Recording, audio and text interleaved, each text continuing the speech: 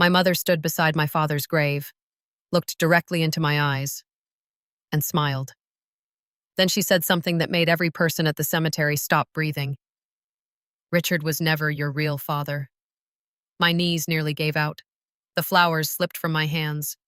For 34 years, I had called one man Dad, the man who taught me to ride a bicycle, who stayed awake all night when I had pneumonia, who never missed a birthday, who walked me down the aisle on my wedding day.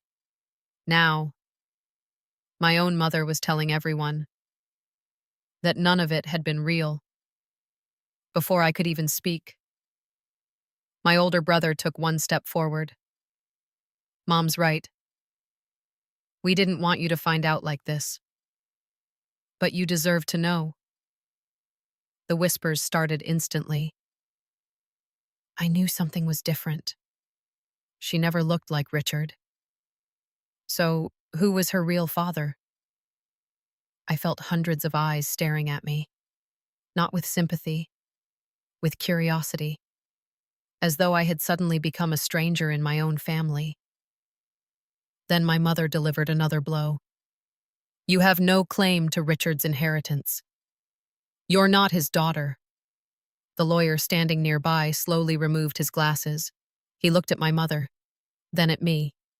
He opened his briefcase, pulled out a sealed brown envelope, and quietly said, "I was hoping I would never have to do this." The cemetery became completely silent. He held up an old hospital file. This was left by Richard Carter. He ordered me to open it only if someone ever claimed Olivia wasn't his daughter.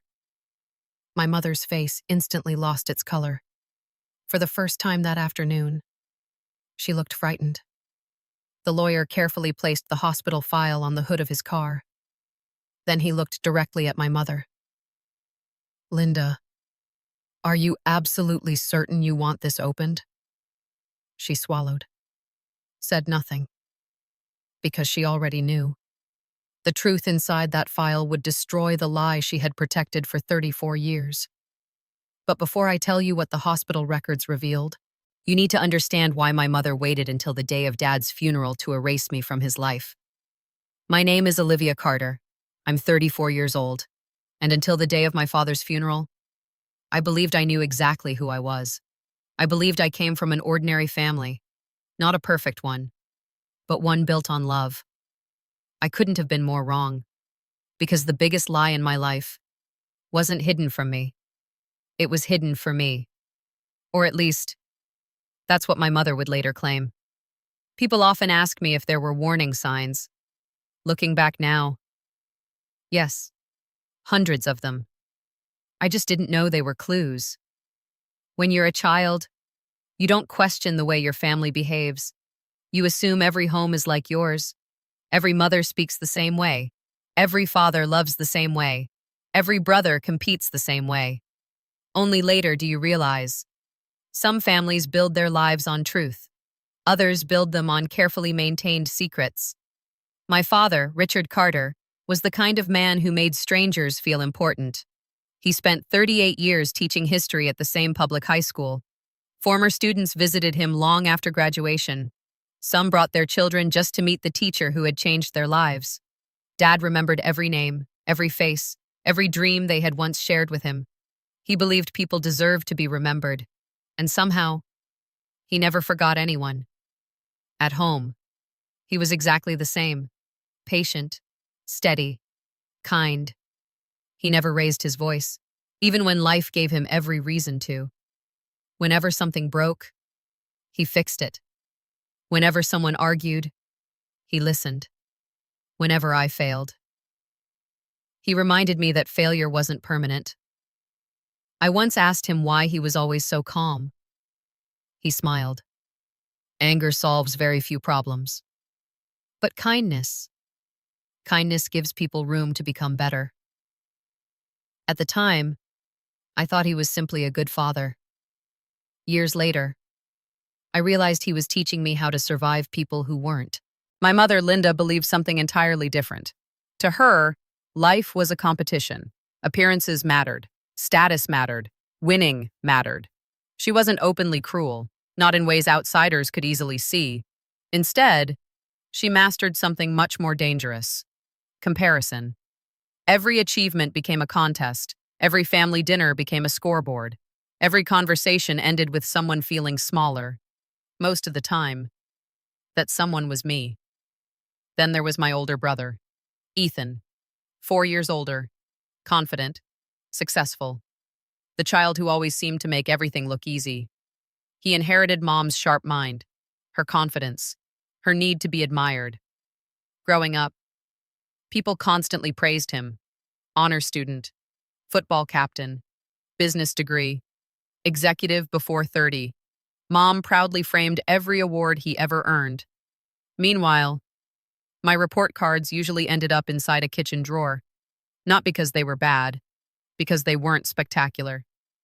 I didn't mind. Not really. I loved different things. While Ethan chased promotions, I volunteered at children's hospitals. While he talked about investment portfolios, I talked about patients learning to walk again after surgery. Our lives were simply different. Dad understood that. Mom never did. Every Saturday morning, Dad and I shared breakfast at the same little diner. No matter how busy life became, it was our tradition. Same booth, same pancakes, same coffee, same terrible jokes. The waitress, Martha, once laughed and said, "You two never miss a Saturday?" Dad smiled. "Some appointments are too important to cancel." I thought he meant breakfast. Now, I think he meant something much deeper. He was protecting time. Because he knew time is the one inheritance no family can replace. One Saturday, about 8 months before he passed away, Dad looked unusually quiet. He stirred his coffee for several minutes before speaking. "Olivia, I need you to promise me something." I laughed. "That depends," he smiled faintly. "If anyone ever tries to convince you that I didn't love you, don't believe them." I frowned. "Dad, why would anyone say something like that?" He looked out the diner window. "I hope they never do." Then he changed the subject. At the time, I thought he was simply emotional because of his illness. I had no idea. He was preparing me for the biggest betrayal of my life. As his heart condition worsened, I began spending almost every evening with him after work. Sometimes we'd organize old photographs. Sometimes we'd watch classic movies. Sometimes we'd simply sit on the back porch, talking about nothing, talking about everything. One evening, as the sun disappeared behind the trees, Dad suddenly asked, "What makes someone a real parent?" I smiled. "The person who loves you." He looked at me carefully. "Not blood?" I shook my head. "No.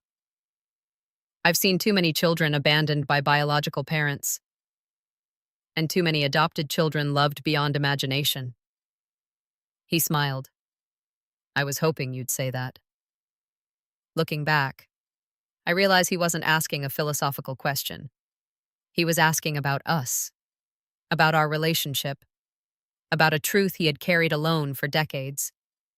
3 weeks before he died, Dad called his attorney, his longtime friend, Susan Blake. He asked her to come to the house. The meeting lasted nearly 2 hours. When Susan left, she carried a thick brown envelope. Dad looked relieved, almost peaceful. I asked him what they had discussed. He simply smiled. "Just making sure the right people know the truth." I assumed he meant his will. I was wrong. The will wasn't what he was protecting. He was protecting me. And very soon, I would understand why. The cemetery was silent. No one moved. The rain had almost stopped, but nobody seemed to notice. Every eye was fixed on the brown hospital file resting on the hood of attorney Susan Blake's car. My mother stared at it as though it had suddenly become dangerous. Susan didn't rush. She looked at my mother first, then at my brother. Finally, she looked at me. "Richard gave me very specific instructions." He said this file should remain sealed unless someone publicly questioned Olivia's place in this family. She gently placed her hand on the envelope. And, unfortunately, that moment has arrived. Mom suddenly stepped forward. This isn't the place. Her voice was calm. Too calm. We're all grieving. Susan nodded politely. I agree. Which is exactly why Richard wanted this handled carefully. Mom forced a smile. We can discuss it another day. Before Susan could answer, Ethan spoke. Mom's right. There are guests here. No reason to create a scene. For the first time since the funeral ended, Susan's expression hardened. The scene, she said quietly, was created the moment Olivia was told she wasn't Richard's daughter. Neither of them replied, because they knew she was right. People began whispering again. What hospital file? Did Richard know something? Why would he prepare evidence? Even Dad's former students remained standing nearby. No one wanted to leave. Everyone sensed there was more to this story than anyone had imagined. Susan carefully picked up the envelope. I will not open this here. She looked directly at me. Richard instructed that the documents be read privately, with immediate family present. Then she turned toward my mother. Tomorrow morning. 9 o'clock. My office. I expect everyone to attend. Mom opened her mouth to object. Susan interrupted. That wasn't a request. It was Richard's final legal instruction. Without another word, Susan handed me a small white envelope. I recognized Dad's handwriting immediately. Across the front were only 3 words. For Olivia alone. The same careful handwriting I had seen on birthday cards. Christmas gifts. Encouraging notes tucked into my lunchbox when I was little. My hands began shaking. I can read it now? Susan smiled gently. Yes. He wanted you to have it immediately. I drove home alone. The 20-minute drive felt endless. I barely remembered the traffic, or the rain, or the people around me. One sentence kept repeating inside my head. Richard was never your real father. It sounded impossible, absurd. Dad had loved me with every part of his heart. No document could ever change that. But what if Mom wasn't talking about love? What if she meant biology? The thought made me physically sick. When I finally reached my apartment, I sat at the kitchen table. The envelope rested in front of me. For nearly 10 minutes, I couldn't bring myself to open it. Then, with trembling fingers, I carefully unfolded the letter. My dearest Olivia, if you're reading this, then something happened exactly as I feared. Someone has questioned whether I am your father. Before you read another word, please remember this. Nothing you are about to learn changes how much I love you. My vision blurred with tears. I've loved you since the very first moment I held you. Long before you spoke your first word. Long before you called me Dad. Long before you even knew my name. That has never changed. I pressed the paper against my chest. Dad, somehow, already knew this day would come. The letter continued. Tomorrow, Susan will open the hospital file. Everything inside is true. Some of it may hurt. Some of it may confuse you. But every page exists for one reason. To protect you from a lie that has waited far too many years to be told. I stopped reading. My heart pounded. Dad wasn't denying there was a secret. He was preparing me to face it. That night, I barely slept. Every childhood memory replayed in my mind. Dad teaching me to swim, Dad helping with homework, Dad cheering louder than anyone at my graduation, Dad hugging me after my first difficult shift as a nurse. None of those moments felt fake. They couldn't have been. Love like that couldn't be performed. The next morning, I arrived at Susan Blake's office 15 minutes early. She greeted me warmly. "How are you holding up?" I smiled weakly. "I honestly don't know." She nodded. "That's a perfectly reasonable answer." She led me into the conference room. On the polished oak table sat the brown hospital file, still sealed, exactly as it had been at the cemetery. One by one, everyone arrived. Mom entered first, perfectly dressed, perfectly composed, as though yesterday had never happened. Ethan followed behind her. He avoided looking at me. Dad's younger sister, Aunt Carol, arrived next. Susan had invited her because Richard had specifically requested that one neutral family witness be present. Finally, Susan closed the conference room door. She looked around the table. "Before we begin, I need everyone to understand something." Richard anticipated disagreement. He anticipated accusations. He even anticipated attempts to stop today's meeting. She rested her hand on the hospital file. "That's why he left extensive documentation." Mom crossed her arms. "I'm still not sure why we're doing this." Susan looked directly at her. "Because yesterday, you publicly stated that Olivia wasn't Richard's daughter." Mom answered without hesitation. "Because she isn't." The words hit me like a punch. Not because they were new, because she spoke them with absolute certainty. No hesitation, no emotion, just confidence. Susan quietly reached into another folder. She removed a notarized document. "This statement was prepared by Richard 6 months ago." She began reading. "If anyone ever attempts to separate Olivia from me after my death, open the hospital file immediately. Every answer is inside. Do not allow anyone to hide the truth again." Again. That word caught my attention. Again. What truth had been hidden before? And from whom? Susan slowly picked up the old brown envelope. The room became so quiet. I could hear the wall clock ticking. Tick, tick, tick. She carefully broke the faded red wax seal, removed a thick stack of documents, hospital admission forms, birth records, medical reports, handwritten notes, several legal papers, and one faded photograph. Susan stared at the first page for several seconds. Her eyes widened. She looked at me, then at my mother.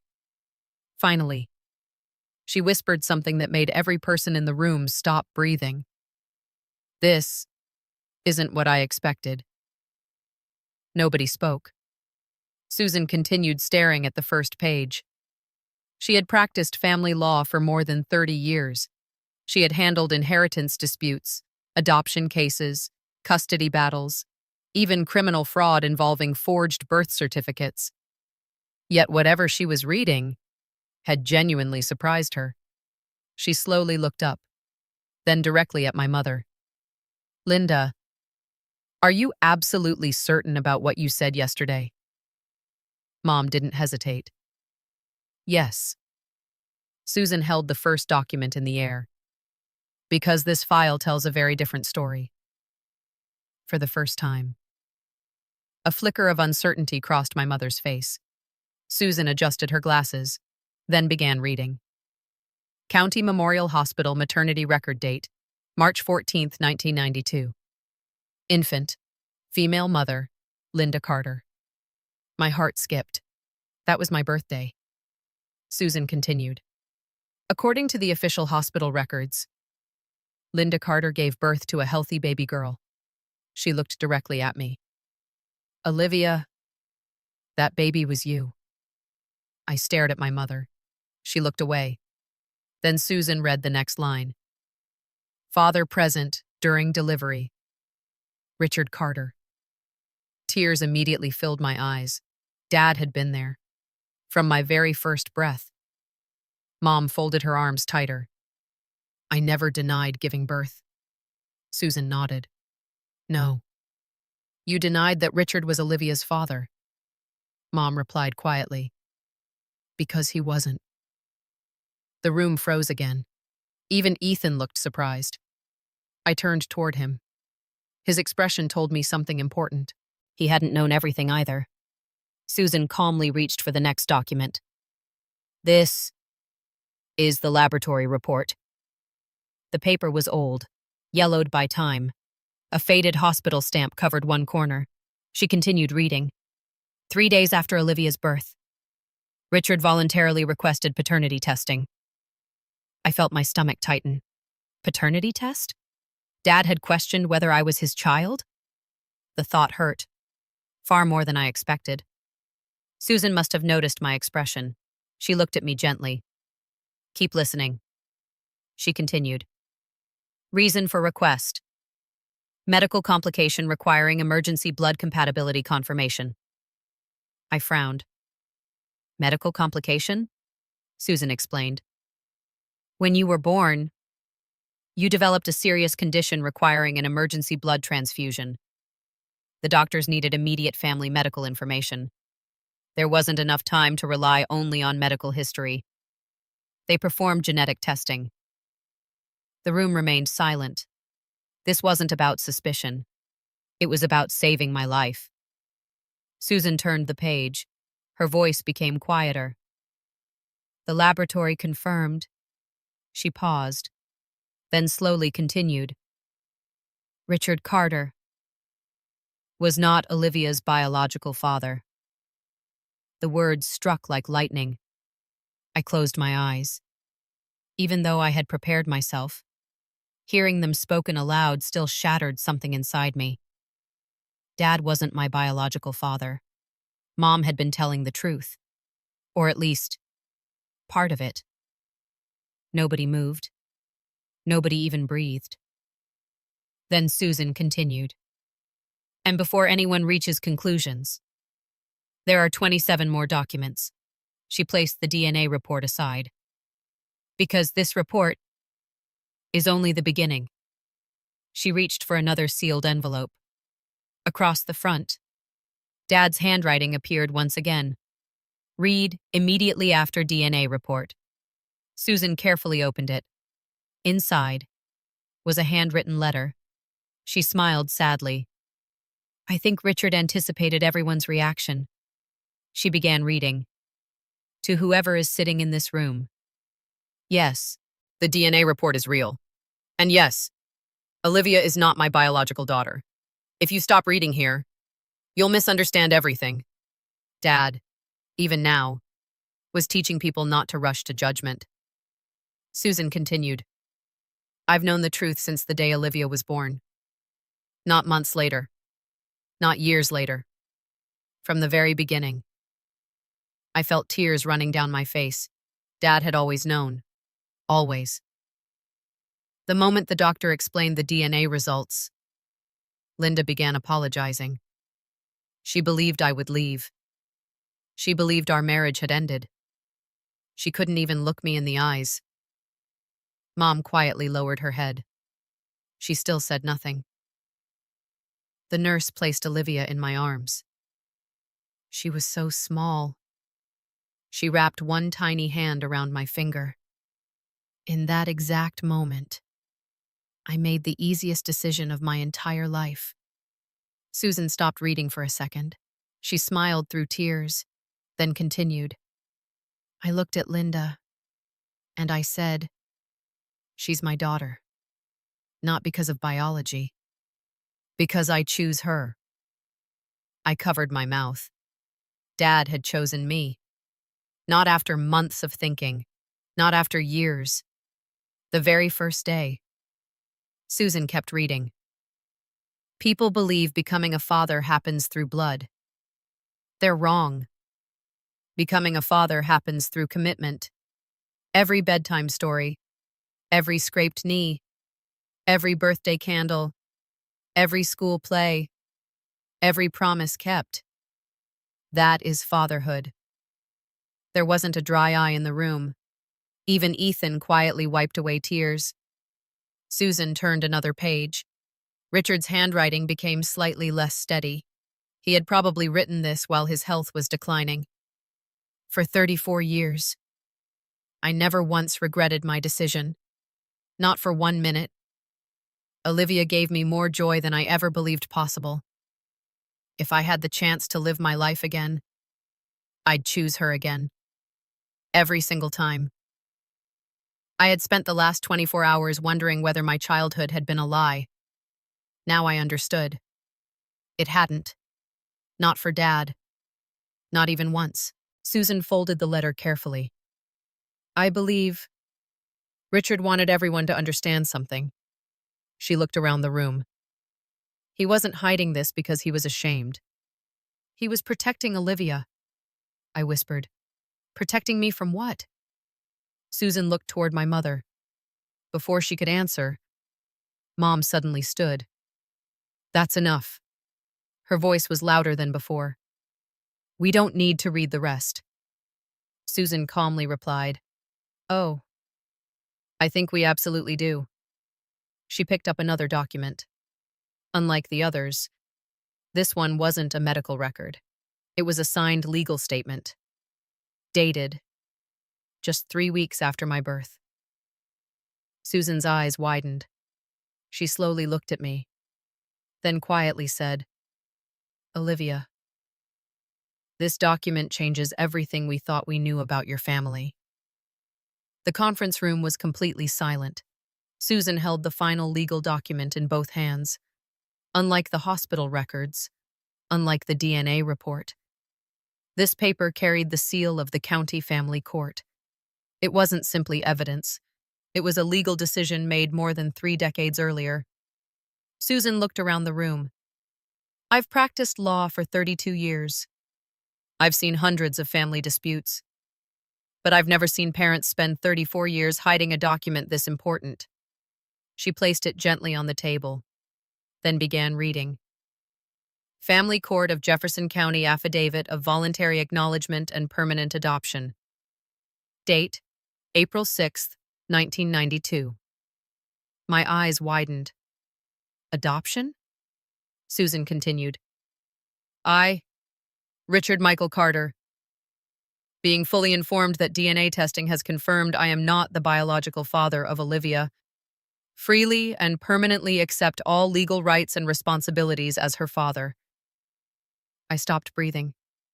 He hadn't signed because anyone forced him. He hadn't signed because a judge ordered him to. He signed because he wanted to. Susan continued reading. No person has pressured or influenced this decision. I understand the biological facts. They do not change my decision. From this day forward, Olivia Carter shall be my daughter in every legal, emotional, and moral sense. Tears streamed down my face. For 34 years, I had never doubted Dad's love. Now I understood why. His love had been a choice, a promise, a decision he renewed every single day of my life. Susan turned the page. Attached to the adoption papers was another handwritten statement from Dad. I never want Olivia to grow up feeling different. She deserves one father, not 2 stories. Not one biological father and one legal father. Only one Dad. And I intend to spend the rest of my life earning that title. Nobody in the room could speak. Even Ethan stared silently at the papers. Then Susan picked up another document. I believe this explains why Richard sealed the entire file. It wasn't addressed to me. It wasn't addressed to the court. It was addressed to my mother. Linda, if you're reading this, then you've chosen to tell Olivia the truth after I'm gone. I hope I'm wrong, because I trusted you to protect her heart.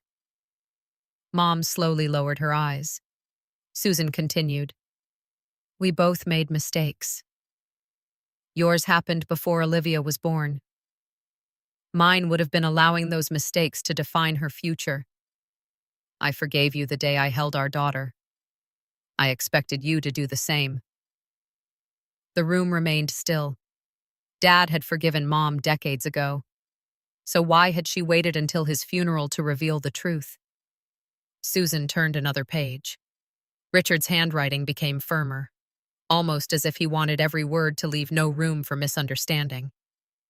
If you ever tell Olivia she isn't my real daughter, you'll be telling only half the truth. Half-truths often become the cruelest lies. The complete truth is this: she has always been my daughter. Because fatherhood is measured by sacrifice, not DNA. Mom suddenly stood. Her chair scraped loudly across the floor. I've heard enough. She reached for her purse. I'm leaving. Susan didn't raise her voice. If you leave now, the remaining documents will still be read. Mom froze, without turning around. Susan quietly continued. There is one final statement. It explains why Richard believed this conversation would happen someday. Mom slowly closed her eyes, almost as though she already knew what was coming. Susan unfolded another handwritten page. For years, I noticed something changing inside Linda. Whenever people complimented my relationship with Olivia, she became quieter.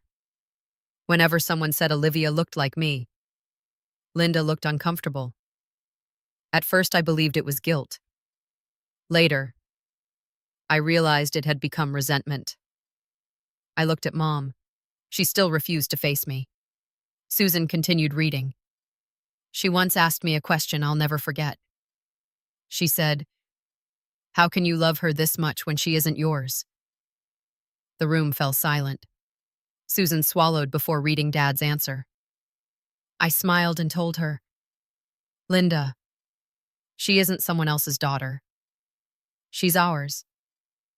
Love doesn't divide families. Secrets do. Mom finally turned around. Tears filled her eyes. I wasn't jealous of Olivia. Nobody answered. She continued. I was jealous of Richard. That surprised everyone, even Susan. Mom's voice shook. He forgave me. I never forgave myself. I looked at Olivia, and every time I saw Richard loving her, I remembered my own mistake. She covered her face. I hated myself. And instead of dealing with my guilt, I convinced myself that if Olivia knew the truth, she'd stop loving him. I whispered, You wanted me to lose my father, so you wouldn't feel guilty anymore? Mom collapsed back into her chair. I don't know. I honestly don't know. Ethan slowly stood. He looked at Mom with disbelief. You knew all these years? She nodded. I thought, if Richard died first, the secret should finally come out. Ethan looked devastated. I helped you. I repeated what you said. I thought I was defending our family. Susan quietly replied, No. You were defending a lie. The room grew silent again. Susan carefully organized the papers. Then she pulled one final envelope from the bottom of the hospital file. It looked different from everything else. Thicker, older. Across the front, in Dad's handwriting, were 7 simple words. Open only after Linda speaks the truth. Susan smiled sadly. I believe he knew exactly how today would unfold. She slowly opened the envelope, removed a folded photograph, and a final letter.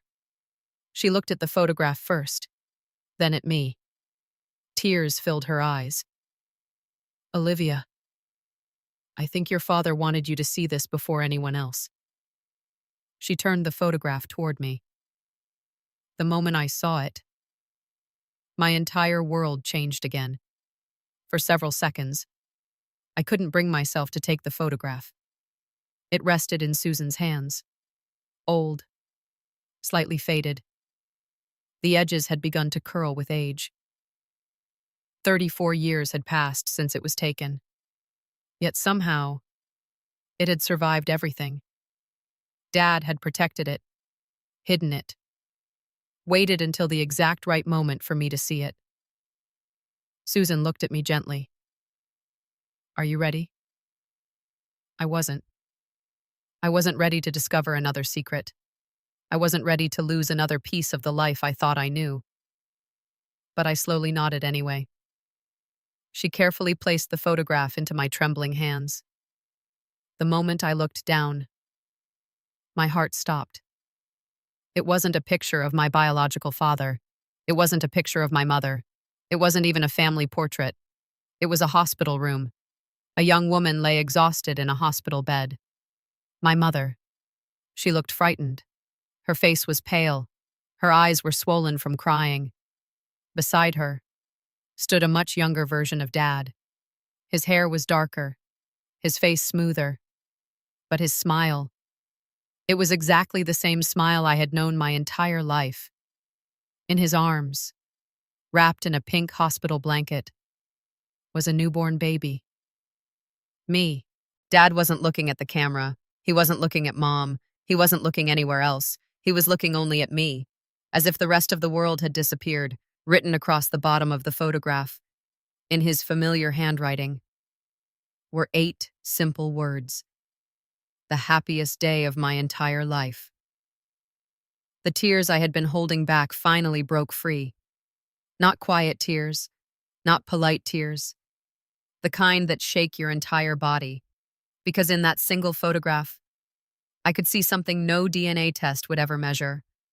Love, pure, unconditional, complete. Susan waited until I caught my breath.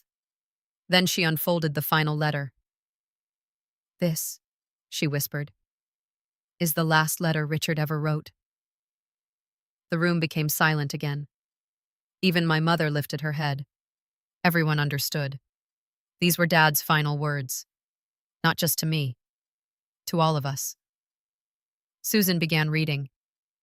"My beautiful Olivia, if this letter has been opened, then you've already learned something that may have shaken your heart. Please don't let it shake your identity. People spend their entire lives asking where they came from. I've always believed the better question is, who stayed?" I closed my eyes. Dad had always known exactly what I would need to hear. Biology explains how life begins. Love explains why life matters. One created your heartbeat. The other spent 34 years protecting it. The room remained completely still. Nobody interrupted. Nobody even shifted in their chair. You may be wondering about the man whose DNA you carry. That question is natural. You deserve the truth. Susan paused. She looked toward my mother, then continued. His name was Daniel Harper. He and Linda briefly dated while we were separated during a difficult period in our marriage. When Linda discovered she was pregnant, she immediately ended the relationship. She told Daniel the truth. He offered to help. But he also respected her decision when she said she wanted to rebuild our marriage. I looked toward Mom. Fresh tears rolled down her face. This was the first time she had ever heard Dad explain those months without anger, without blame. Susan continued. A week after Olivia was born, Daniel requested one meeting with me. I accepted. Everyone looked surprised, even Mom. Apparently, she hadn't known that. Dad's letter continued. We met at a small coffee shop near the hospital. I'll never forget what he said. Susan smiled softly before reading the next lines. Richard, I know the DNA says she isn't yours. But when I saw you holding that little girl, I realized something. She's already looking at you like you're her whole world. Don't let biology steal that from her. My hands began trembling again. I had spent years imagining that my biological father might have abandoned me. Instead, he had stepped back because he believed I already had a father. Susan continued. Daniel wasn't a villain. He wasn't selfish. He wasn't cruel. He made an incredibly difficult decision. He chose to let the man who already loved Olivia raise her without confusion or competition. For that, I've always respected him. The room fell silent again. My entire life, I had unknowingly judged a man I had never met. Dad hadn't. He had chosen Grace instead. Then came the part that surprised everyone. Daniel passed away in a car accident when Olivia was 6 years old. I froze. 6 years old. He had died while I was learning to ride a bicycle, while Dad was teaching me to tie my shoes, while he was reading bedtime stories every night. I never knew. I never even had the chance. Dad continued. He wrote one final letter before his death. He asked that I keep it until Olivia became old enough to understand. Susan slowly reached back into the envelope. There is another letter. She carefully unfolded it. The paper looked older than all the others. The handwriting was unfamiliar. This was written by Daniel Harper. My heartbeat echoed inside my ears. For the first time in my life, I was about to hear the words of the man whose blood I carried. Susan began reading. Dear Olivia, you'll probably never remember me. And that's okay. If you're reading this, it means Richard kept his promise. I asked him to raise you without my shadow hanging over your childhood. Because every little girl deserves one father, not two men fighting over a title. Tears streamed down my face again. If Richard is still alive when you read this, give him the biggest hug you've ever given anyone. If he isn't, then spend the rest of your life making people feel as loved as he made you feel. That's the greatest way to honor both of us. The room became so quiet, even the ticking clock seemed to stop. Daniel's final words were only one sentence long. A man gives you DNA. A father gives you a life. Susan slowly folded the letter. Nobody could speak. Not my mother, not Ethan, not even me.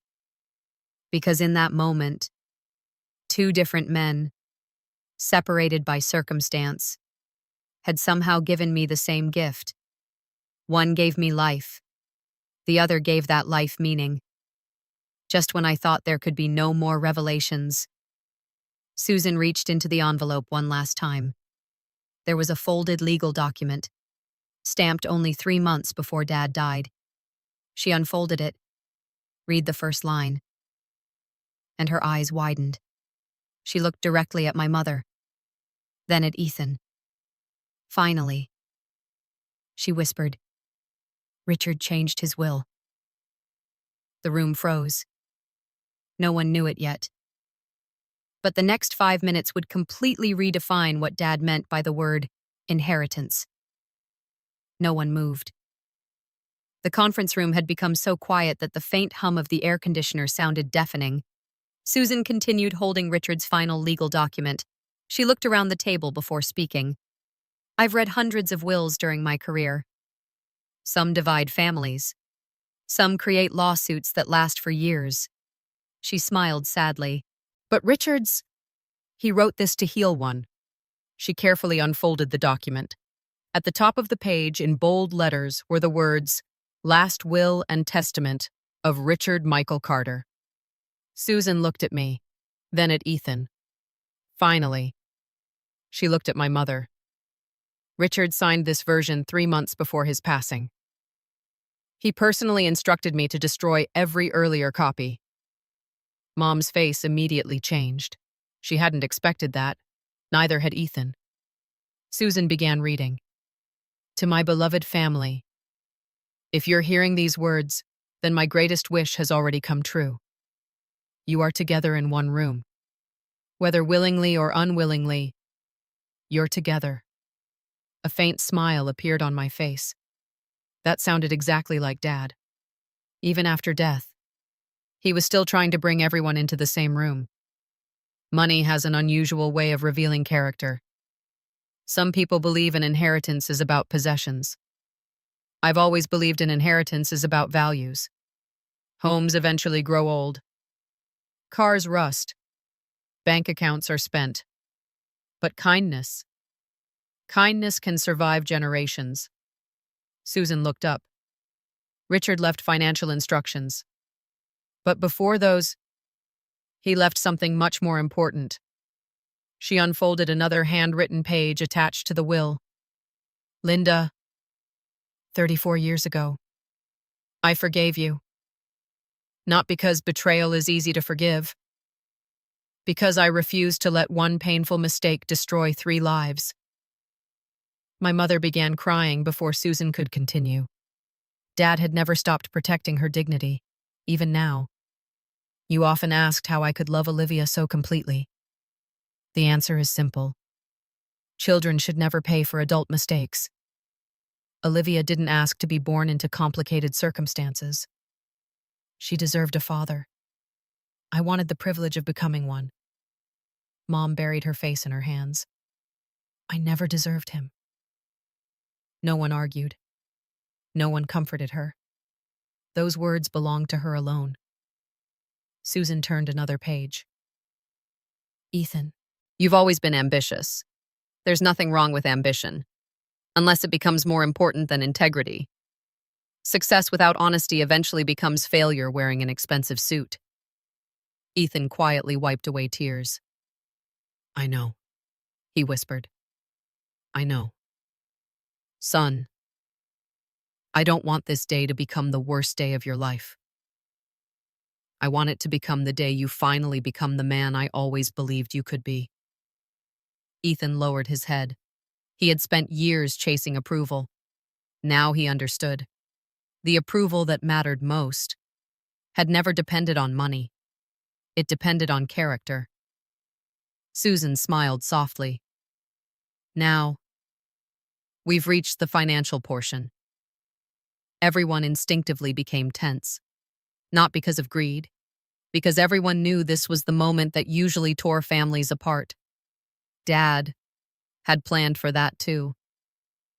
My home will be sold. Not because I stopped loving it.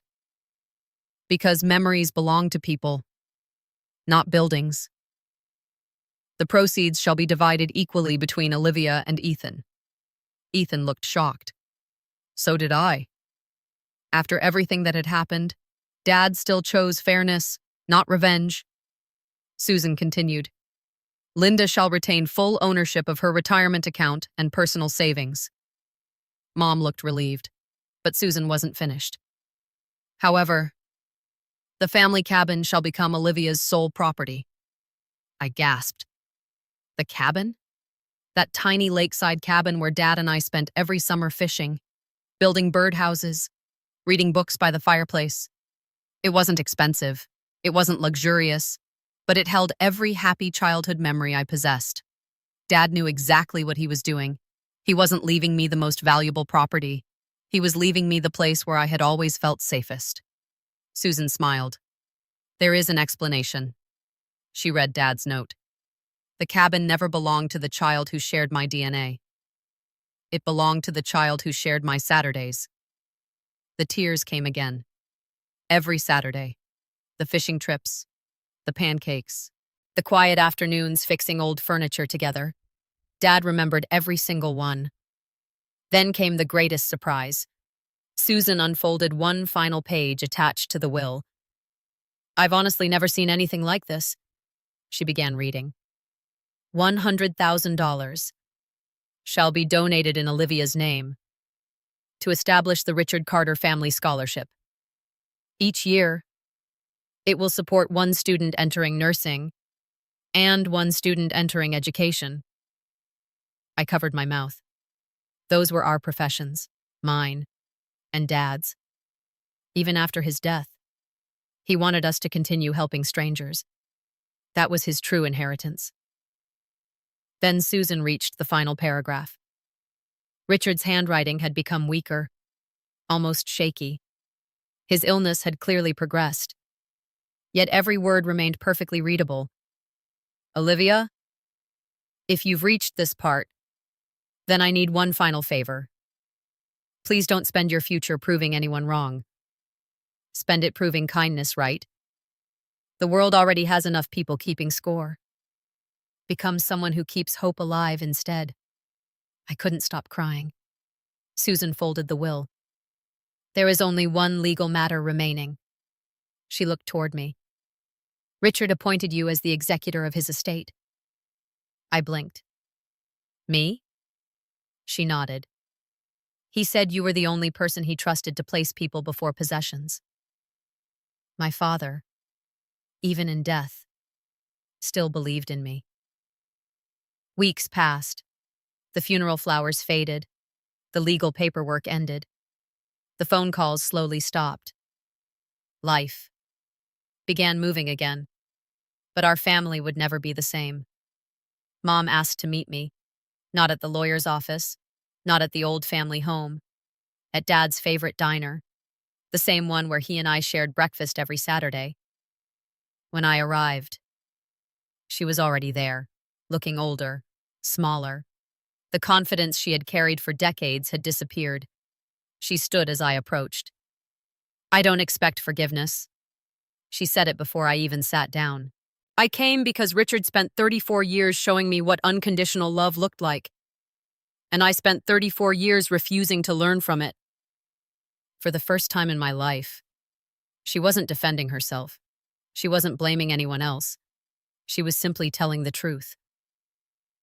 I hurt you. I hurt Richard. And the hardest part is knowing he forgave me long before I forgave myself. I looked at the woman sitting across from me, not as the mother who had shattered my world, but as a deeply flawed human being who had allowed guilt to become bitterness. I can't erase what happened, I said quietly. She nodded. I know. But I don't want to spend the rest of my life hating you either. Fresh tears rolled down her face. That wasn't complete forgiveness. It wasn't instant healing. But it was the first step. And sometimes, the first step is the hardest one. Ethan changed too. Not because Dad left him money, but because Dad left him truth. He resigned from the company where image mattered more than integrity. A few months later, he accepted a lower-paying position with a nonprofit organization that helped foster children prepare for college. One afternoon, he told me, I spent my whole life trying to look successful. He smiled. I'm finally trying to become useful. Dad would have been proud. As for me, I kept the cabin exactly as it was. Dad's old fishing hat still hung beside the door. His favorite mug remained on the kitchen shelf. The rocking chair on the porch still creaked in the evening breeze. Every spring, I planted new flowers beneath the oak tree where we used to read together. And every Saturday morning, I drove to the cabin, made pancakes, poured 2 cups of coffee, one for me, one beside Dad's empty chair. Not because I believed he was sitting there, but because gratitude deserves rituals. Those quiet mornings reminded me that love never truly disappears. It simply changes the way it stays with us. 1 year later, the first Richard Carter Scholarship was awarded. A young nursing student named Hannah received the letter. She hugged me with tears in her eyes. I don't know how I'll ever repay this. I smiled. You don't. You help someone else someday. That's how my father wanted this to work. She promised she would. And in that moment, I realized Dad's legacy hadn't ended. It had multiplied. Through students, through teachers, through nurses, through every person who chose kindness over pride. People still ask me whether I ever wished Richard had been my biological father. I always give them the same answer. No. They look confused. Then I explain. If he had been my biological father, he would have loved me because of blood. But instead, he loved me because he chose me. And there's something incredibly powerful about being chosen. Every room falls silent after that, because everyone understands the difference. DNA may explain where a life begins, but love determines what that life becomes. Richard Carter wasn't the man who gave me life. He was the man who taught me how to live it.